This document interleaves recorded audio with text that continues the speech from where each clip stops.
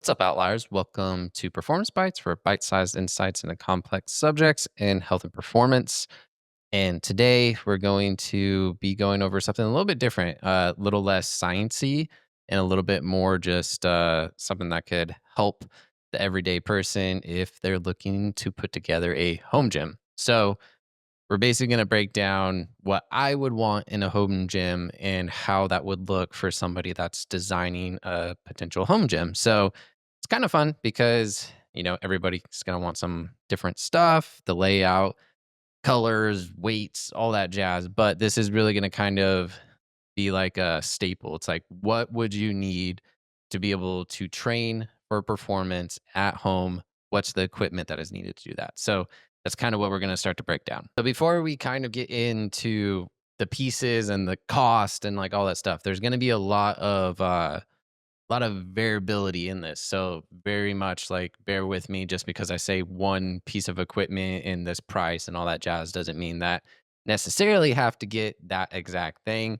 This would be just what I would go after if I was setting up like a garage gym or if I had an extra room and was able to put together a gym because the way that I personally train, I need these pieces of equipment, but there's a reason for each piece of equipment that I'm going to kind of go over that's going to really make a lot of sense at the end of the day because we don't want to cut corners. We cut corners, it makes training harder.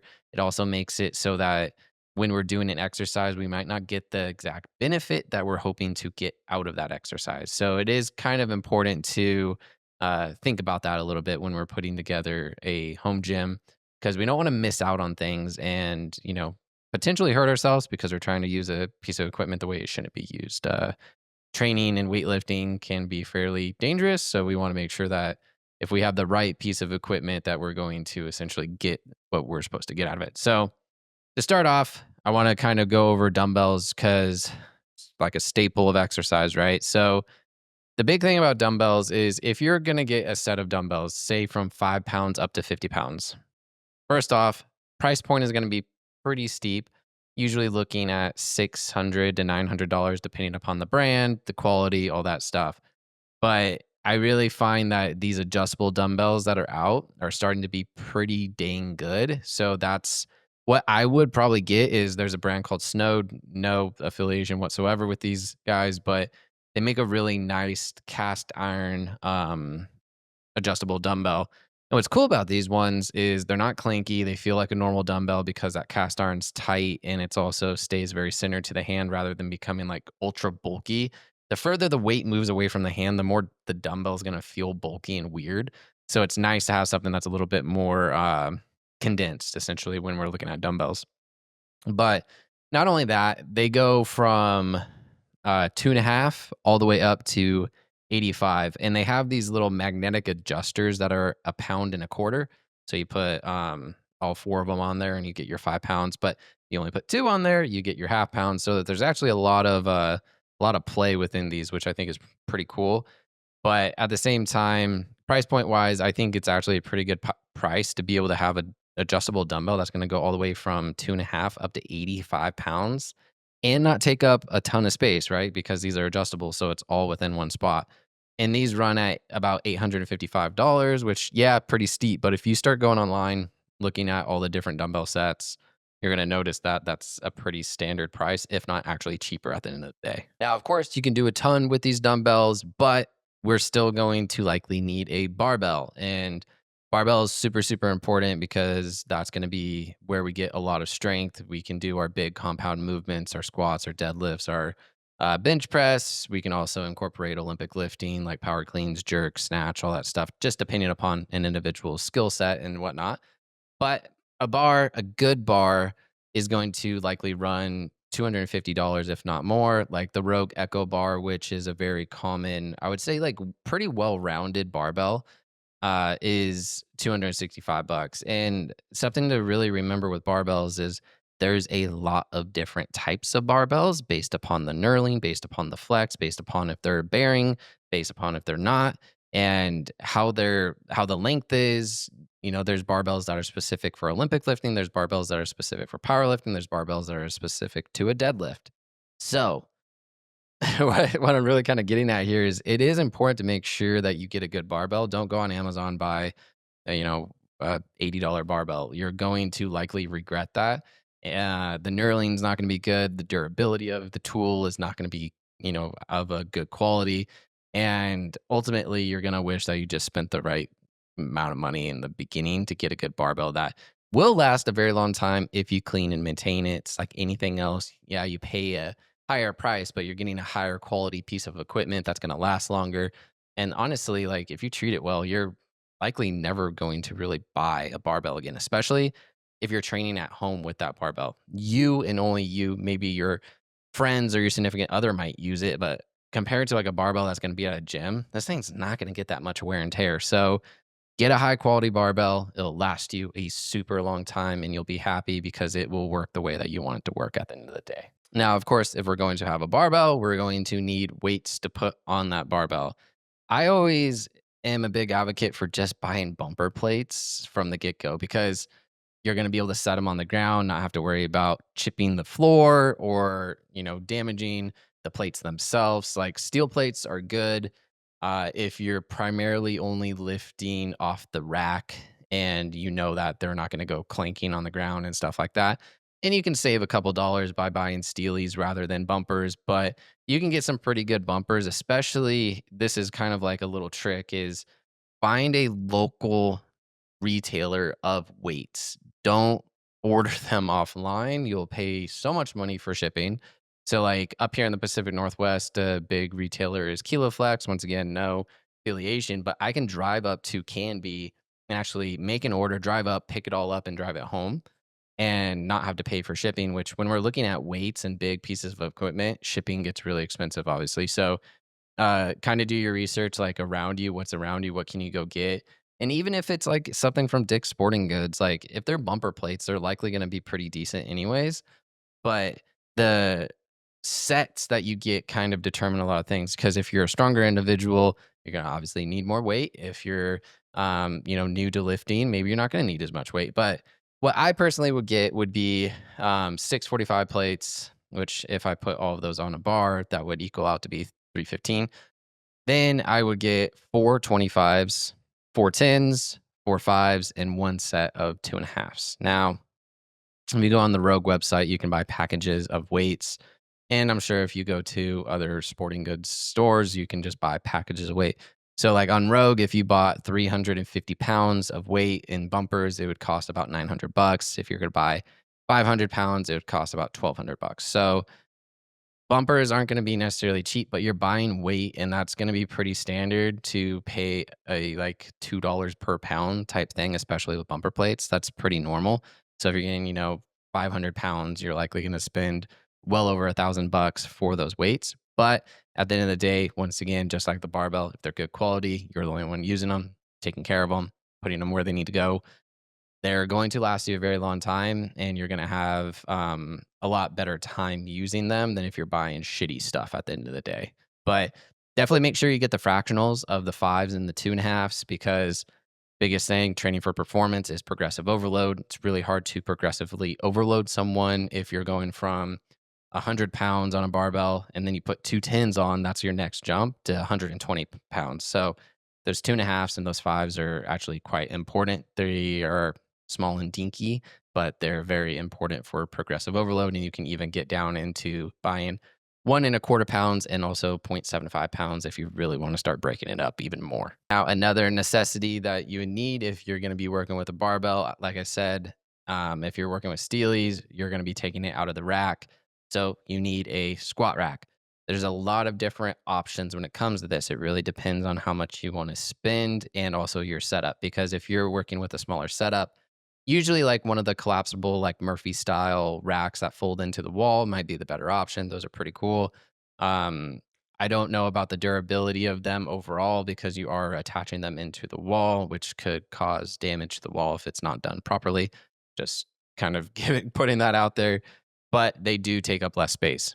However, I would definitely get a power rack, which would be more of like a four stance piece of equipment that's going to have all four corners on the ground, four uprights, a pull up bar across the top.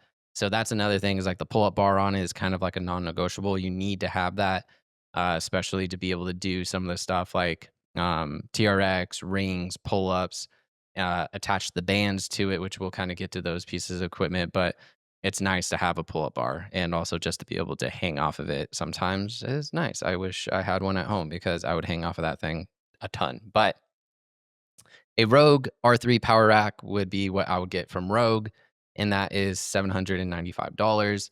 Now, like I said, there's a lot of racks out there.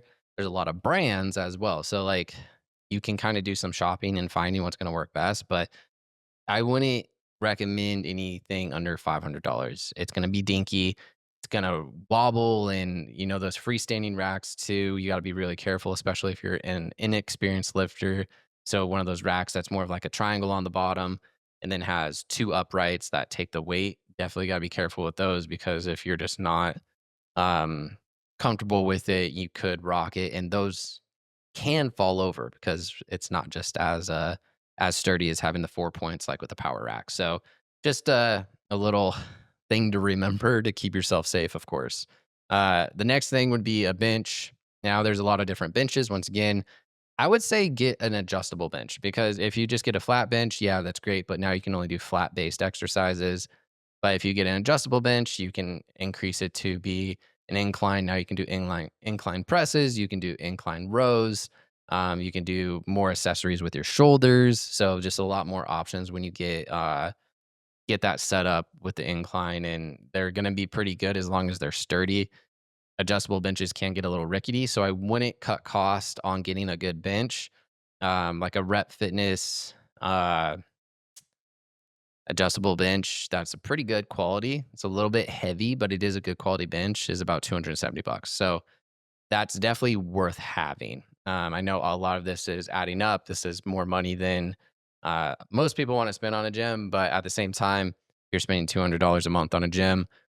At the end of the year, 2,400 bucks just went out. So just keep that in mind when we get to the final price points on these things. Uh, Next thing would be a box. So like a cube box that has 3 heights to it, call it 18 inches, 20 inches, and 30 inches so that you could do box jumps or you can use it for step ups. There's also smaller sizes where I think like a medium one is like 18, 20, 24. So you can start to use that more for step ups. And if you're not trying to like really jump high and go to 30 inches, save a couple dollars, get the medium size box. There's soft boxes and there's wood boxes. Both cost different, of course, but soft box, if you're doing a lot of jumps, going to be a little bit safer. But if you're doing a lot of step ups, I would say the wood box is going to be better. A little more sturdy, a little more form fitting to the movement, so you don't have to worry about the like squishiness. And the boxes don't really cost like a ton compared to like say like buying weights and stuff like that. So a box about 150 bucks, 200 bucks depending upon the size, the materials and stuff like that. So yeah, it's still a couple bones, but you got to keep in mind quality at the end of the day. You can buy some of this stuff on Amazon and save a couple dollars, but the quality may be less. Just something to remember. But um, the next thing would be kettlebells. Now, this isn't necessarily like a you have to. Remember, this is my list of what I would personally want because kettlebells are, when used properly, are much different from a dumbbell. So I don't really love to be like, oh, well, like just do kettlebell movements with a dumbbell. Like you kind of can, but it is a different piece of equipment and the weight distribution is much different. The movements are different.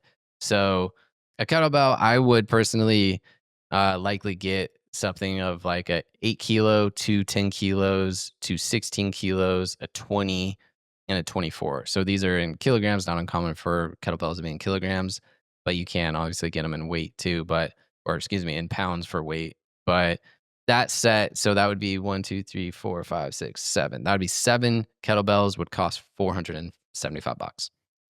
Once again, these things last a very, very long time. So yeah, the price point's high, but you gotta remember you're likely gonna be using these for the rest of your life. And they also retain value. So if you were ever to want to sell them off, you could still get a pretty good price because the weight isn't ever going to change. So the quality might go down a little bit, if you whack them together over time, but kettlebells, if treated well and, the exercises are done well, really kind of look good forever. So those were Rep Fitness. Kettlebell Kings is a really neat brand where they do shipping for free on their kettlebells, but they're always sold out. So just keep that in mind, unfortunately. Moving to some of the smaller items, monster bands, you can get those on Amazon, like a set for like 30 bucks. A landmine attachment, whether that's going to be a landmine attachment that attaches to your rack or one that is going to sit freely, like down in a 45-pound plate. Definitely helpful because now you're just unlocking a whole new set of movements with that barbell when you put it into that landmine. So that's very, very cool. I always suggest getting that. That can be anywhere from 20 to 50 bucks, depending upon quality, type, whatnot, but not a huge one. A TRX or suspension trainer or rings, get that stuff fairly cheap, 30 to 50 bucks, and hang that from your pull-up bar. Now, the storage solution stuff, so like a weight tree, you could get a weight tree if your rack setup doesn't have weight horns on it to store weight. Because once again, like I've said, take care of this stuff, it'll last forever. And if you're just throwing your weight on the ground, you're not taking care of it very well. And you don't want weight on the ground, it's just messy, it doesn't look good. And so having weight storage is definitely important. I would suggest getting some sort of weight tree or something that's mounted on the wall that you can put your weights into. Those things aren't crazy expensive. I mean, 50 bucks, depending upon how much weight you have, you might need to buy a few, but you're going to be happy with the organization and also just knowing where shit goes all the time. Then medicine balls, those are awesome, super useful, good tool. I get, something of like a slam ball, more of like the rubber balls that are filled with sand because they're a little bit more durable, last a little bit longer. Price point is a little bit less. So kind of depends on the weight of those as far as the cost goes, but you can do some shopping around and find something for sure. And then lastly, this is optional. This would be something I would personally want, but it definitely is optional. And that's an Echo Rogue bike. So the bike is basically, a fan-based bike, just like the assault bikes. It has the hands and the pedals moving together in that contralateral movement. Really good piece of equipment, especially if you're trying to get more of a high intensity style training in, or you can even go low and slow for warm-ups. I just think it's a good tool, but if you don't have room for it, you don't have to add it in. Uh, Low intensity stuff you could go out and run to do. Obviously, yeah, the weather's not great, but boo-hoo.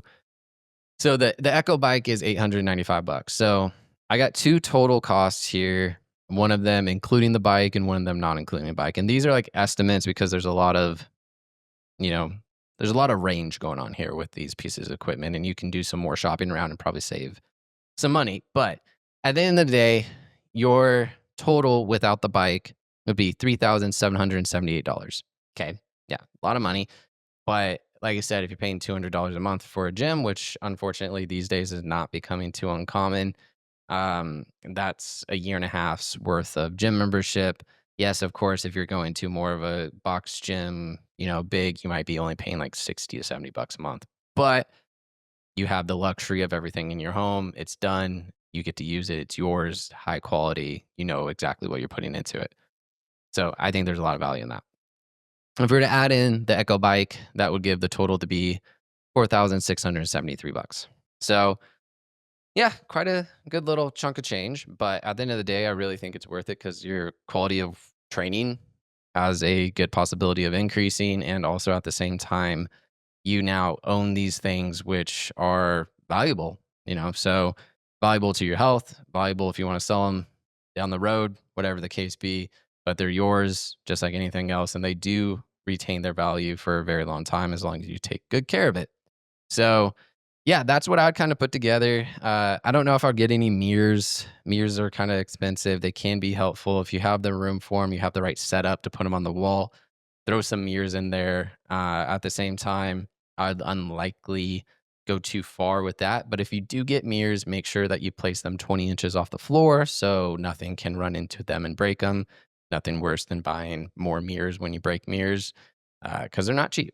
And at the same time, if you're setting up your rack, please make sure that you have enough room on each side of your rack to basically maneuver around and have space. We want about 3 feet on each side of the rack. A typical barbell is roughly about 7 feet, so you're going to need about 13 feet to make sure that you're safe and not going to run into anything or run into anyone, in your house, garage, and stuff like that. Don't clutter yourself up and get basically a bad organized place because that creates dangers within training and stuff like that. But yeah, so that's kind of what I'd put together. If I had a little more space and was able to do that in my place, that's how I would do it. And one day that's the plan to do it. So I look at this and I'm like, eh, yeah, it's a little bit of investment, but long term wise, it's actually a really good idea to do. So hopefully, this gave you some info that will help you if you're looking to set up a home gym. Remember, you don't have to get everything and anything that is in this, but I definitely think that this is a good performance training home gym.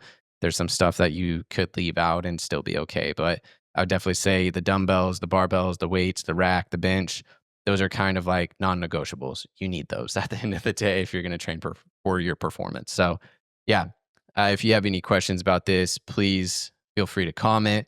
And also, just like, what else would you put in your gym? What would you want? I would love to hear what you guys think and what you would also put in there that I may have missed out on. But otherwise, please like, subscribe, share all this stuff. Keep going the brand, and I'll see you in the next one.